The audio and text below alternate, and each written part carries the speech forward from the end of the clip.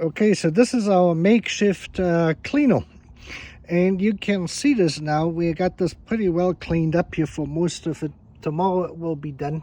Tomorrow we can reassemble everything. And here, this is cylinder number 3, I believe.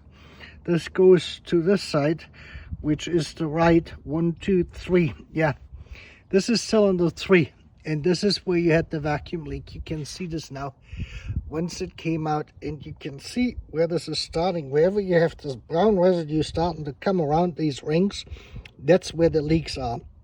And 3 was completely open, and this is the reason why I took this apart. So we had water leak from the gasket, we had air leak here from the round gaskets we have here, and we have all of this other stuff in here, and so far and so on. Well, that's why we took all of it apart. That's what it takes. This is just gasoline. Gasoline cleans pretty much everything up. I will show you, and then I rinse it with alcohol. That takes out all the residue, and then it's all done. But this is going to stay out here overnight, and it's far away where it can cause any fire or anything. All right.